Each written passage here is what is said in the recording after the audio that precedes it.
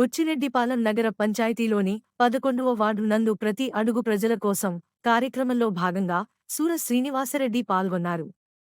ఈ కార్యక్రమంలో ఆయన మాట్లాడుతూ చైతన్య గారికి ఇంకా సీనియర్ నాయకులు, మండలంలో ఉన్నటువంటి టీడీపీ నాయకులు ఈ మధ్యనే ఒక 3 రోజుల క్రితం నేను టీడీపీలో చేరడం జరిగింది. ఈ చేరేదానికి మండలంలో ఉన్నటువంటి నాయకులందరి సహకారంతో, అదేవిధంగా నియోజకవర్గ ఇన్ఛార్జి, అదేవిధంగా మాజీ ఎమ్మెల్యే పోలంరెడ్డి శ్రీనివాసరెడ్డి గారి సహకారంతో, జిల్లాలో ఉన్నటువంటి సీనియర్ నాయకులందరి సహకారంతో 3 రోజుల క్రితం టీడీపీలో చేరడం జరిగింది. ముందుగా నేను 2012 వరకు టీడీపీలో ఉన్నటువంటి వ్యక్తిని. ఆ రోజు వ్యక్తిగతంగా ఒక వ్యక్తి కింద జీవితాంతం పనిచేయాలన్న ఆలోచనలో నాకు అప్పుడు ఉన్నది. ఆలోచనతో ఆ రోజు ఇప్పుడున్నటువంటి ఎమ్మెల్యే గారితో నేను 2012లో వెళ్ళిపోయాను. తర్వాత అధికారంలో ఉన్నప్పుడే నేను 2 సంవత్సరాల క్రితమే పార్టీ పక్కన నుంచి నేనే వచ్చేసాను. చిన్న మనస్పర్ధలు వచ్చి ఆ మనస్పర్ధలతో నేనే పక్కకు వచ్చేసాను. అధికారంలో ఉన్నప్పుడు ఎవరు కూడా 2 సంవత్సరాలు అధికారం వదులుకొని పక్కకి రాదు. నేనైనా కూడా నేను పక్కకి వదిలేసుకొని నేనే పక్కకు తప్పుకున్నాను. నిన్న మాట్లాడుతూ మేమే 1.5 సంవత్సరాల నుంచి పక్కన పెట్టేశాము కాబట్టి అవినీతి ఆరోపణలు ఉన్నాయి కాబట్టి చేసాము. ఏం అవినీతి ఆరోపణలు ఉన్నాయి? ఈరోజు బ్యాంకు మీ చేతిలో ఉంది. మీరు చైర్మన్, నువ్వు పెట్టిన వ్యక్తి చైర్మన్. నేను బ్యాంకులో ఏదో చేశానో చెందానో నేను మాట్లాడుతున్నాను. మీ దగ్గర చైర్మన్ మీరు పెట్టుకోండి. ఏదున్నా ఊరికి మాట్లాడడం చేయడం కానీ నీ దగ్గర మధ్యస్థం జరగలేదా?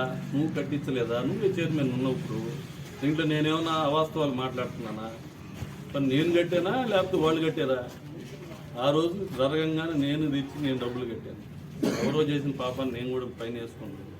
దాన్ని అన్నీ వదిలేసి ఏదో జరిగింది అని మాట్లాడడం కరెక్ట్ కాదు. నేను పార్టీలో ఉన్నా.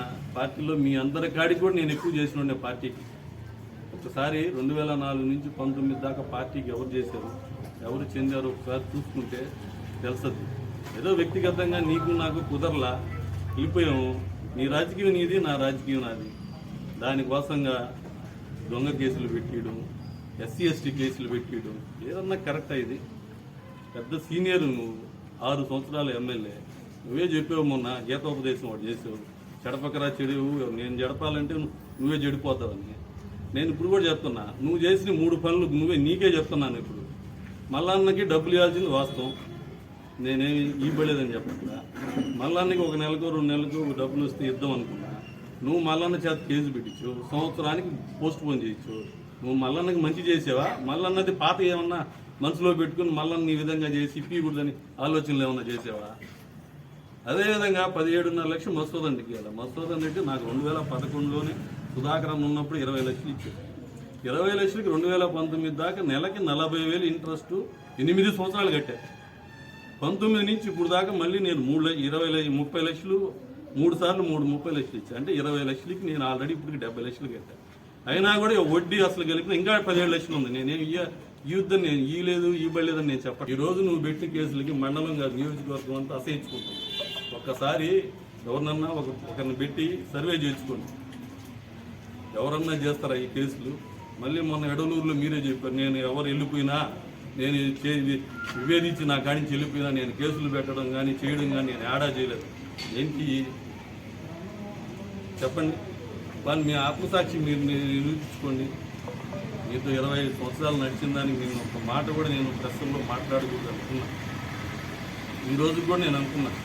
నేను మొన్న టీడీపీలో జాయిన్ అయ్యే రోజు పోలంరెడ్డి సేనన్న కూడా అదే చెప్తాను. అన్నా నేను ఏ విధంగా అంటే ఆ విధంగా నేను మాట తిట్టమంటే నేను తిట్టనన్నా.